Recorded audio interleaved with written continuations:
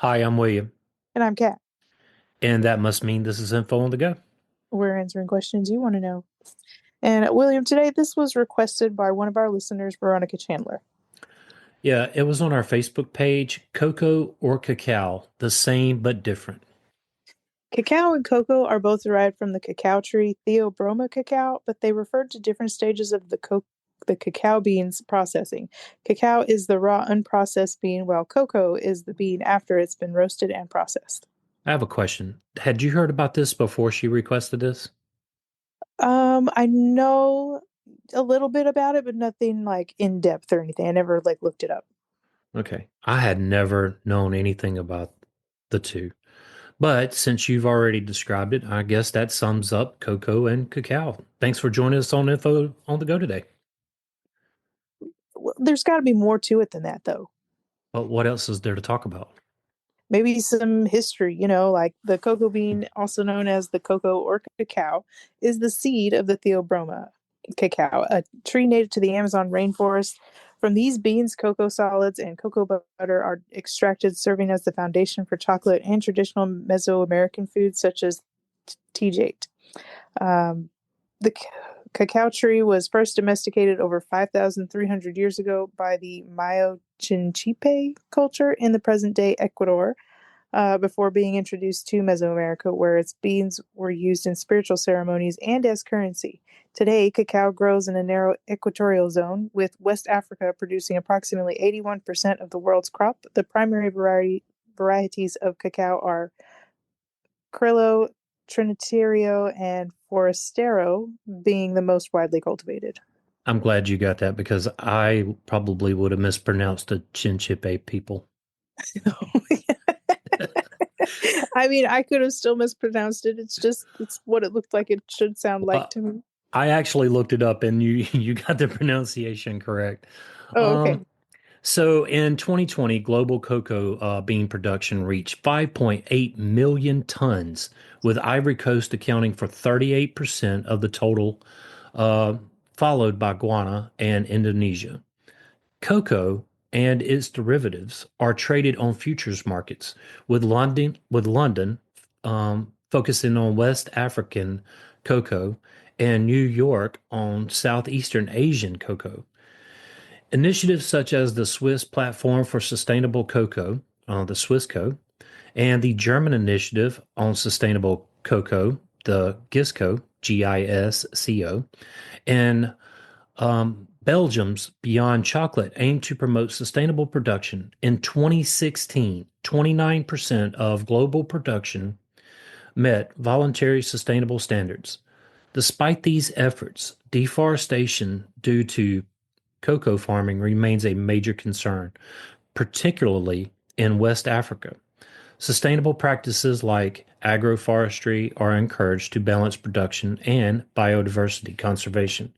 So, yeah, I mean, think about that the next time you're eating chocolate or something, deforestation just to plant cocoa trees.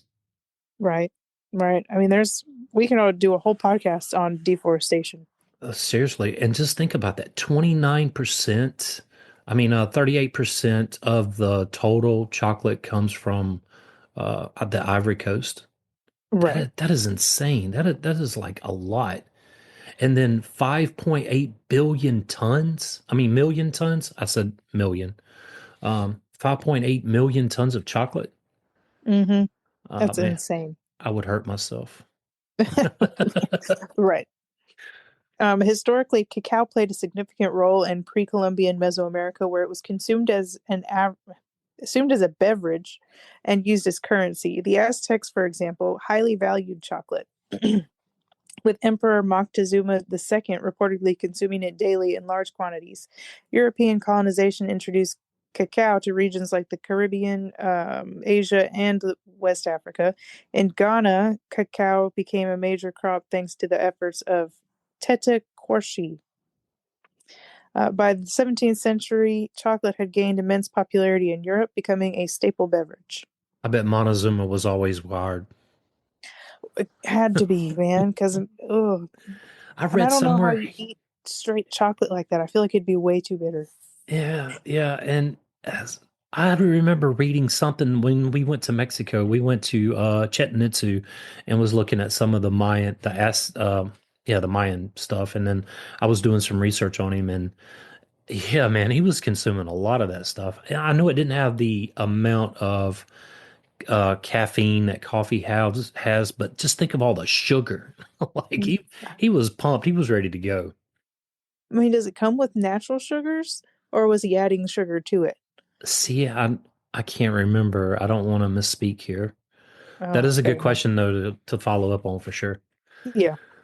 Cacao contains beneficial phytochemicals such as flavonols. Oh, that's you. So, hey, it's all good. And All right. So, cacao you could, contains beneficial phytochemicals such as flavonols and protoscidins, which may help lower blood pressure. It also contains theobromine and a small amount of caffeine. So, there, he didn't have a lot of caffeine, but he still had a lot of sugar. right. Uh, the tree takes about 5 years to mature and can live up to 100 years. The term cocoa and the term cocoa, COCOA, likely arose from confusion with cocoa, COCO, while its botanical name, Therobrome, cacao, meaning food of the gods, was given by Carl Linnaeus. Initially valued for its sweet fruit pulp, cacao seeds eventually became the main attraction, laying the foundation for the modern chocolate industry. Well, that's pretty exciting. That is kind of exciting. Yeah, that's exciting. With the having different things in it to help lower blood pressure and stuff. And we're not doctors. We're not telling you to go and And eat a consume whole bunch of cacao. chocolate. Yeah, Yeah, no. we got a PSA at the end for sure. Right. Cacao trees thrive in hot, rainy tropical regions located within 20 degrees latitude of the equator. Unlike many crops, cocoa can be harvested year round with harvest periods often spanning several months.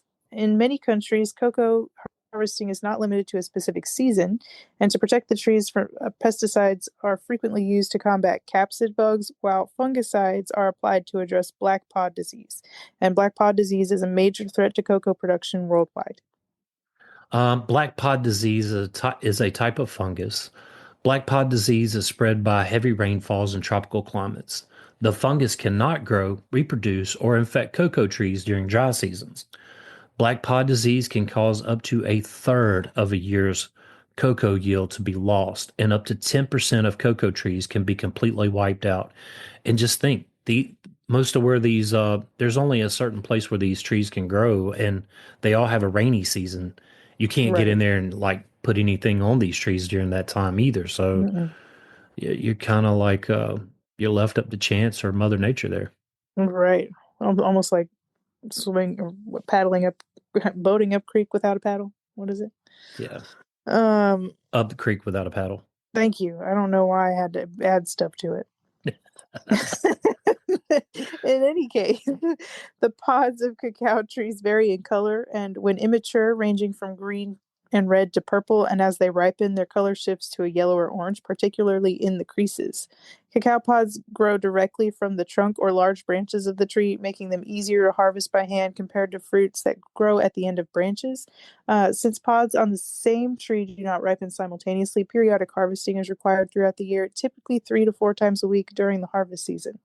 Workers use a curved knife on a long pole to cut the ripe and near ripe pods, taking care not to damage the pod's stem junction, as this is where new flowers and pods will grow. An experienced worker can harvest approximately 650 pods per day. So think about that. So these trees are unique that the fruit grows on the trunks or large branches and not on the ends of the trees like most fruiting trees do. Right. Like That here, answers my question from Minecraft. Why did the cocoa beans, like, you have to have a jungle tree trunk for your cocoa beans to grow, and you have to place it on the tree. So that makes more sense. okay. Well, a lot of our young listeners will catch up to that because I do not play Minecraft. I tried it. I don't understand the game. So I'm just You're just supposed I'm to survive and fight monsters and make stuff to get to the end and fight the Ender Dragon. yeah, that game is I'm lost on that game. I'm done. Fair enough. I can hang on Fortnite and some other games, but yeah, not that one. Fair enough. Back to the show. Once harvested, the pods are open, often with a machete, to expose the beans inside. The beans, along with the surrounding pulp, are removed while the rinds are discarded. The beans and pulp are then piled and placed in bins and spread on grates to undergo fermentation. This is a process known as sweating. During sweating, the thick pulp liquefies and drains away, leaving behind the cocoa seeds. This fermentation process is crucial for developing the flavor of the beans, which initially have a strong, bitter taste. Interrupted or incomplete fermentation can ruin the cocoa, leading to all flavors or subsequently uh, Susceptibility. susceptibility to mildew. Why can't I say that word? It's kind Uh, of it's a tricky one. yeah, well, I mean, in the walkthrough, I got it right, and then we hit record, and I can't speak. Um, um, I will remind you of Hippocrates. Oh my gosh, and I can't even say it now. You know what? Just forget it. We're going. In some cocoa producing regions, the liquefied pulp is distilled into an alcoholic spirit, and I would like to try that. That sounds delicious. Does it taste like Kahlua? Like, is that what Kahlua is? If that's what Kahlua is, I'm not a fan. No, it tastes pretty good over cookies and cream ice cream. Yeah, I don't know. I mean, yeah, maybe straight. I'm not a big fan on sweets and alcohol, I guess. Uh, Fair enough. Fair enough. Each cacao pod typically contains 30 to 40 beans, and about 400 dried beans are needed to produce 1 pound of chocolate. A single pod weighs around 400 grams or 14 ounces, yielding 35 to 40 grams or 1.2 to 1.4 ounces of dried beans, representing 9 to 10% of the pod's total weight. On average, one worker can separate beans from about 2,000 pods in a day. That's a lot. That's a lot of shucking beans. For real, and only 10% of the pod's weight represents the beans. Right. So the other 90% is all like, I'm hoping they use, I guess I should have looked that up. What do they do with those pods? I'm sure they let them rot and turn them around and use them as fertilizer or something.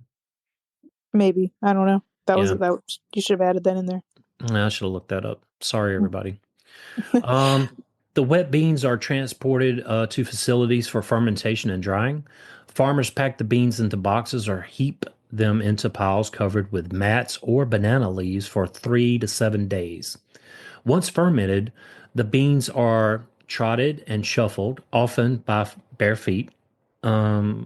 Okay, well, they still got to go through a cooking process. Unlike Yes. wine, they have to go through a cooking process. Right. Okay, I can still eat chocolate. And sometimes treated with a mixture of red clay and water to enhance their color, polish, and protect them from mold during shipment. Sun drying is preferred over artificial methods to avoid inducing extraneous flavors such as smoke or oil. And yeah, we don't want any smoky or oily taste in chocolate. No, no. To prepare for shipment, the beans must be thoroughly dried. Traditionally exported in jute bags, cocoa beans are increasingly shipped in bulk parcels weighing several thousand tons to reduce handling costs. Some shipments are standardized at 6.62.5 kilograms, which is 138 pounds per bag, with 200 to 240 bags fitting into a single 20-foot container. Wow, that's a lot of chocolate. That's a lot. That Yeah. mm, In Mesoamerica, where cacao is native, cocoa beans are a versatile ingredient in various foods. Harvested and fermented beans may be ground fresh at local chocolate mills. I would like to try that. Fresh ground chocolate mills. I think that would be good. right. Um, Here they are mixed with ingredients like cinnamon, chili peppers, almonds, vanilla, and other spices to create traditional drinking chocolate. Okay, now I could probably do the drinking chocolate without the alcohol. I could do that. I could see me doing that. Right. I It sounds wonder, pretty good. I I want to wonder if try. I wonder if that's like hot chocolate. I didn't mean to cut you off. Sorry. No, no, you're fine. Yeah, it's like the hot chocolate from the Polar Express that looks just so good. Yeah, I don't it know. does. Uh, Ground cocoa also plays a vital role in preparing TJ, a regionally specialty. And I want to try some TJ.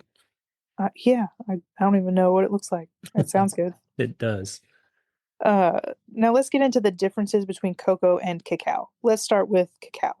Cacao is the raw, unprocessed form of the fruit, while cocoa is a processed form of the cacao bean. The pod contains many cacao beans, which are oval shaped and covered in a white, sticky pulp. Raw, and it tastes bitter. So don't eat them raw, Right. like Montezuma. Uh, Cacao powder is made from raw cacao beans and nips that are fermented, roasted, and milled into a powder. Unlike cocoa powder, which is processed at a higher temperature, cacao powder retains more of its nutritional value due to the low temperature processing.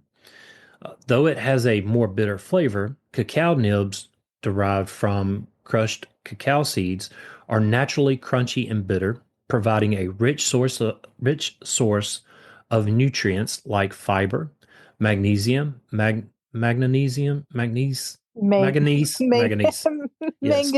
manganese, and protein. I had to mess up one word.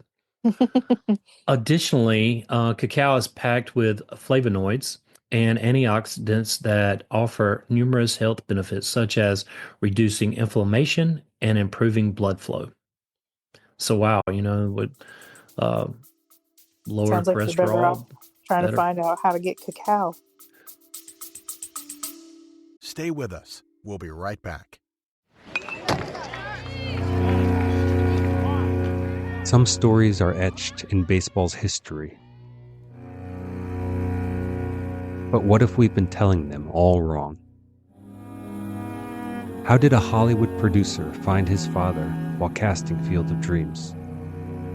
What was Shoeless Joe's greatest deception? And how did a simple game of catch, played for 1,000 days straight, lead to a cultural phenomenon? If you love baseball but love the stories behind it even more, check out Midnight Library of Baseball, available on most platforms.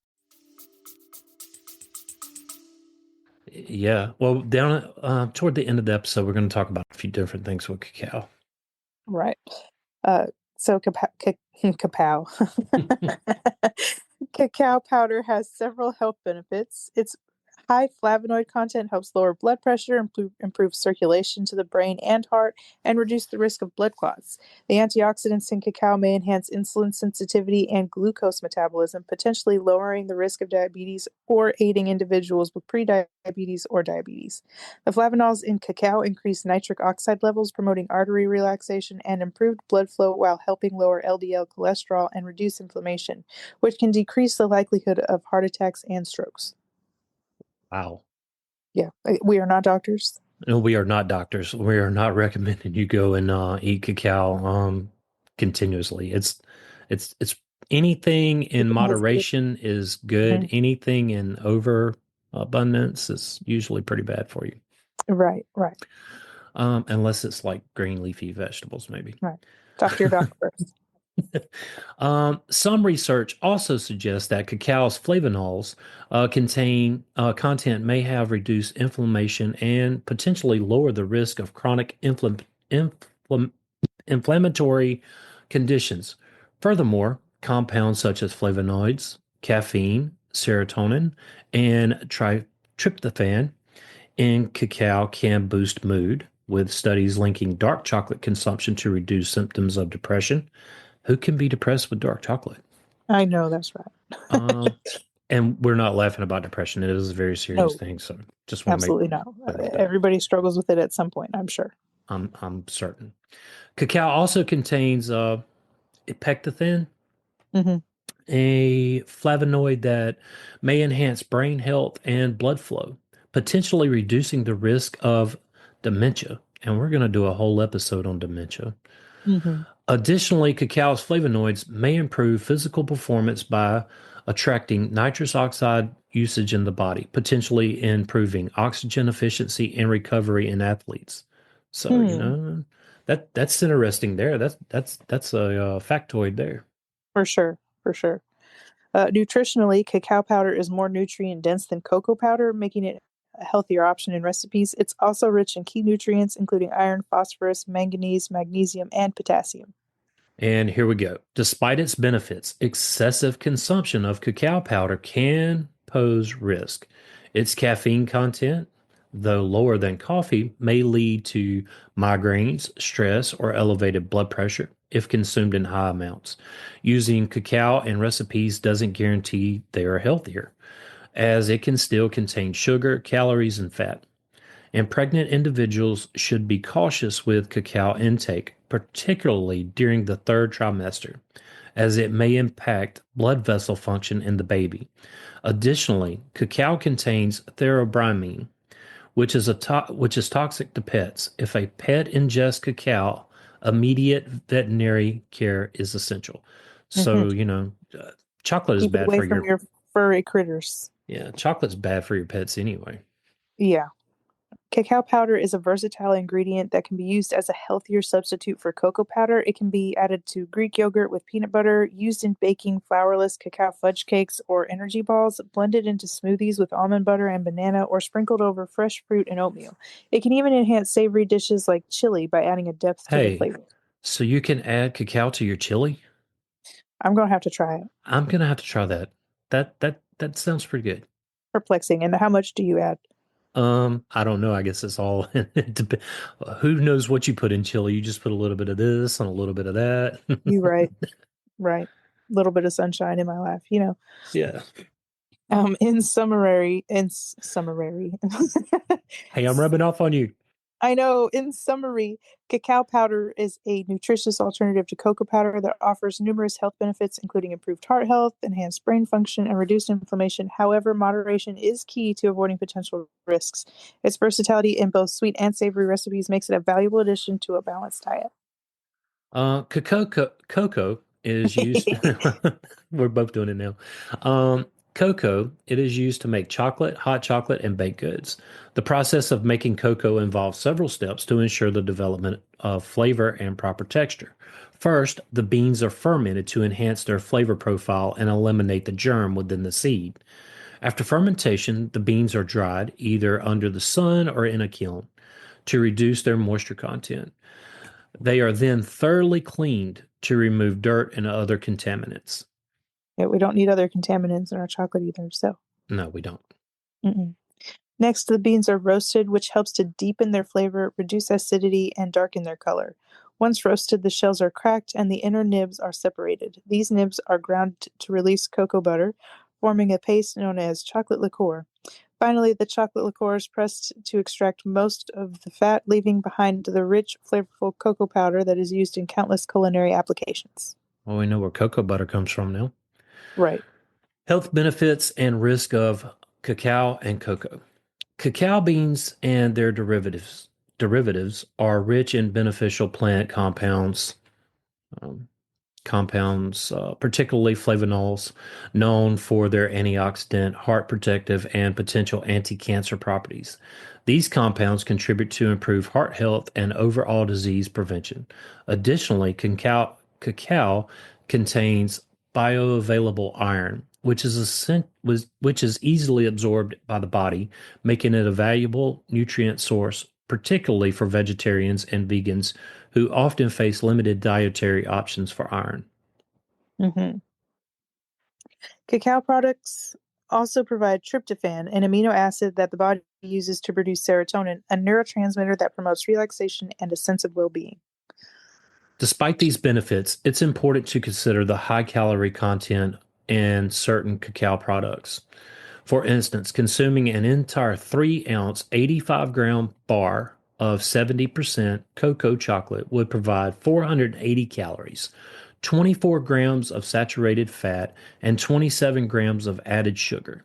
To mitigate health risks like weight gain and dental decay, it is advisable to choose dark chocolate or unsweetened cacao products, such as cacao nibs, which are lower in sugar. Hmm. I wonder what those taste like. I want to try them. Mm-hmm. We have to order them. Yes. So, in summary, cacao products offer numerous health benefits, including disease-fighting antioxidants, readily absorbed iron, and serotonin-boosting tryptophan.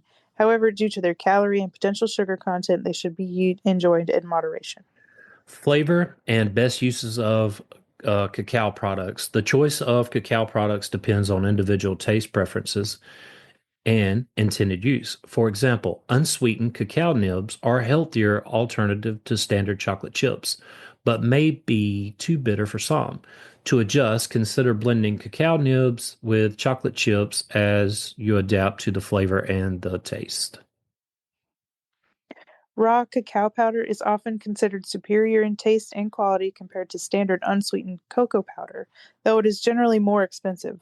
If you opt for raw cacao powder, keep in mind that baking with it will destroy some of its antioxidants due to heat.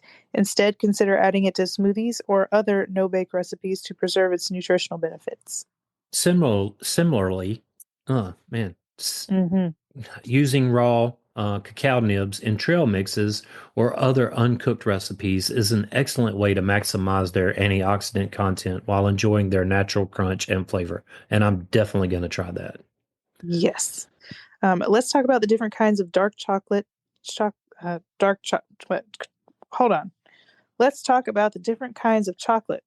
Dark chocolate contains cocoa solids, cocoa butter, and sugar, and the cocoa solids come from the cocoa beans, which are the source of cacao. White That was chocolate, I know that was a mouthful. um, White chocolate is made with cocoa butter, which is extracted from the cacao bean. So while it doesn't contain cocoa powder itself, it is technically derived from cacao beans, meaning it is considered to be made with cacao rather than cocoa in the strictest sense. In other words, that's kind of like stretching it a little bit. Yeah, I mean, it's good to know that white chocolate does come from, cacao, I guess. Yeah, Um, in a way. in a way, I always thought it was fake. I don't like white chocolate. I'm not a I, white chocolate fan. I like all kind of chocolate. Doesn't matter to me. Mm.